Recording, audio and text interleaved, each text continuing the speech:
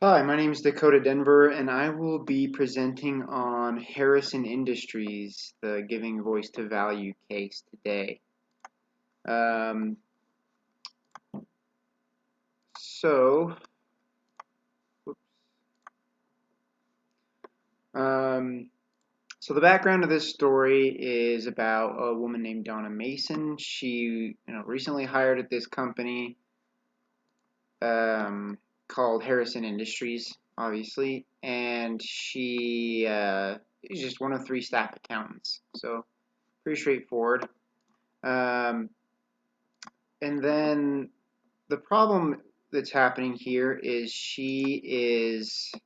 was asked by a superior, a lady named Cheryl Miles, to record an accrual of bonuses and severance and things like that.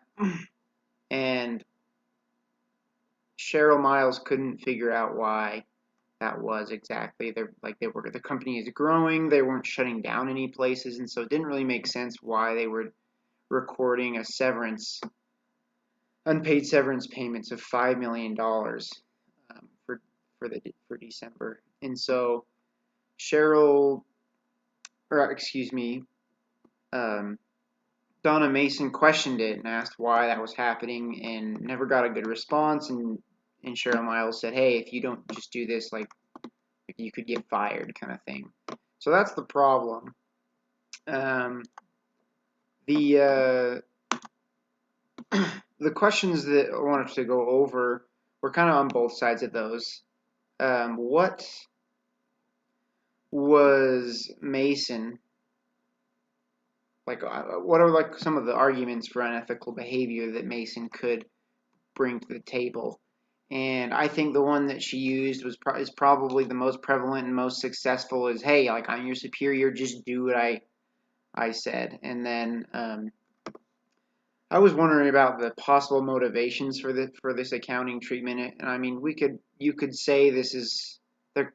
Who knows? There could be like ghost employees set up, and that's what they're doing. Is Mason is actually just stealing or taking this money, or somebody higher up is doing that. Um, and so, if you look on the other side with Miles, you can see that uh, like what is at stake for the company. And I really think that here, well, obviously there's a lot of money because like last year's severances was just like $1 million, and so bumping that up to $5 million, that's a big deal. And not disclosing or not understanding, if the accountant doesn't know where this money is going, no, other people aren't going to know either. So her like ethical obligation is to just really, in my opinion, find out what this is for. If it is for something legit, she's just not understanding something, then that's totally fine. But that should be spelled out easier in the financial statement so that an accountant at the company could understand that. So I think her Miles's best response would be to say to Mason, "Hey, like, I'm sorry, I'm just not understanding why we're doing this or what's going on. Could you, like, please explain this to me a little bit more?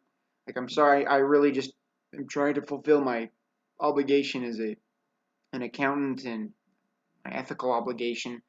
And yeah, I think that would be really the best way to do that.